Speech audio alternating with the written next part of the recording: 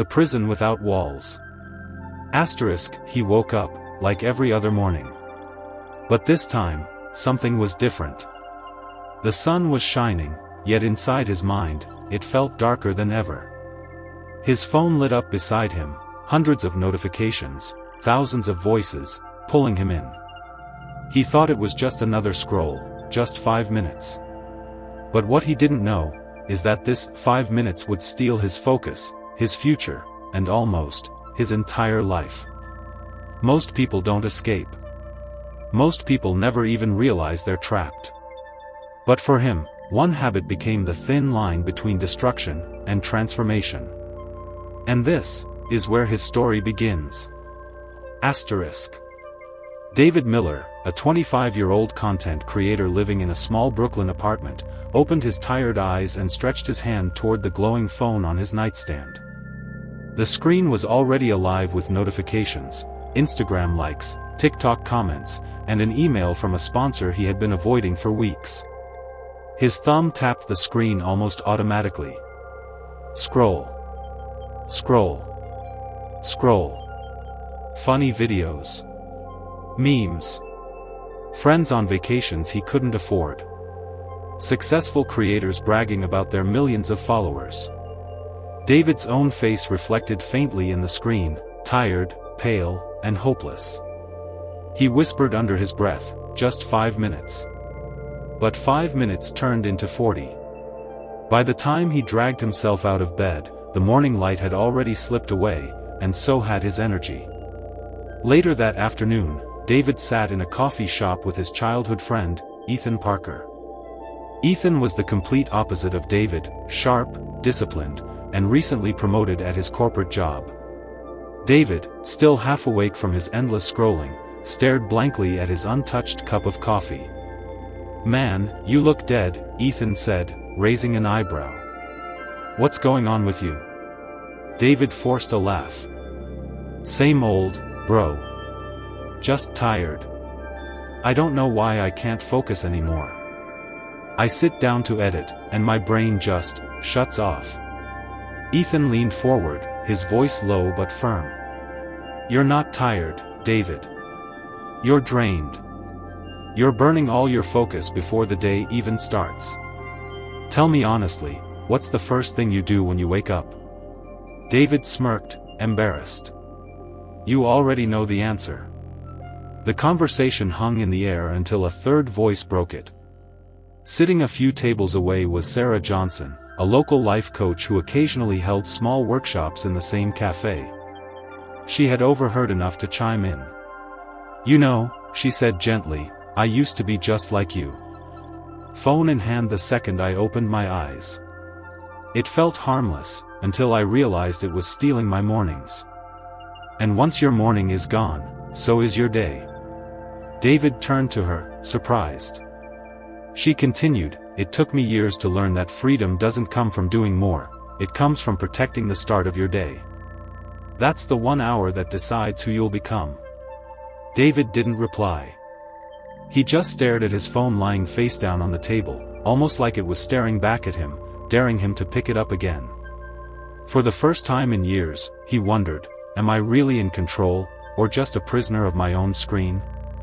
The thought chilled him. The city outside buzzed with life, but inside David's chest, a storm was rising. He had no idea that this small moment, a conversation in a coffee shop, was about to lead him to the one habit that would change everything. And as he walked out that day, the question echoed in his mind. What if the first hour I wake up, doesn't belong to my phone, but to me? The next morning, David's alarm buzzed at exactly 7 a.m. His hand reached out on instinct, fingers brushing against the cold edge of his phone. For a split second, he almost tapped the screen. Notifications glowed faintly in the dark room, messages, likes, emails, pulling him closer like a magnet. But then Sarah's words from the cafe echoed in his head. That's the 1 hour that decides who you'll become. He froze. His chest tightened. It felt ridiculous. Why was it so hard to just not touch his phone? Yet in that moment, David made a decision. He placed the phone face down, pushed it away, and stood up. The first few mornings were torture. His hands twitched with the urge to grab the device. His mind screamed for the quick dopamine hit of scrolling through other people's lives. But he resisted. Instead, David began with something simple: a glass of water, a stretch, and 5 quiet minutes on his balcony, watching the streets of Brooklyn wake up. At first, it felt empty, boring even. The silence was uncomfortable. But day by day, the silence started giving him something the phone never did: clarity. By the end of the first week, David added a notebook to his morning. He began writing one simple question at the top of each page. What's the most important thing I can do today? The answer surprised him. Some days, it was finishing a video script. Other days, it was calling his mom. Slowly, those small written intentions began shaping his choices. And then something happened. One morning, as he sat on the balcony with his notebook, an idea for a new video series flashed into his mind. Not just any idea, a bold, fresh concept that felt different from anything he had made before. He scribbled it down furiously. Later that week, he recorded the video. When he uploaded it, the response was immediate. Thousands of views. Comments poured in: "This is your best work yet." David realized the truth: the creativity had always been inside him. He had just been drowning it in noise. Weeks turned into months. The habit became natural. No phone for the first hour of the day. Instead, water, reflection, writing, sometimes a short jog through Prospect Park. The energy he once wasted scrolling was now fueling his work. Ethan noticed the change first. Over coffee, he leaned back and said, "Man, you look alive again. What's different?" David smiled, almost shy. "It's crazy. I just stopped touching my phone in the mornings. 1 hour, that's it." Ethan shook his head in disbelief. One habit did all this? But Sarah, sitting at the same cafe table, simply nodded. That's how transformation works. It's never about changing everything at once. It's about changing the first thing. And you did. David looked out the window. For the first time in years, he didn't feel trapped by his screen. He felt free.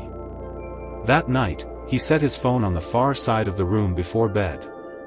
Tomorrow, he knew, the alarm would buzz again. The notifications would glow. But this time, he would smile, because the first hour of the day no longer belonged to his phone. It belonged to him. Final voiceover/moral. Most people think success comes from massive changes. But sometimes, it's just one small habit. One choice, repeated daily, that builds a new life. For David, that habit was simple: no phone in the first hour. For you, maybe today is the day you discover yours.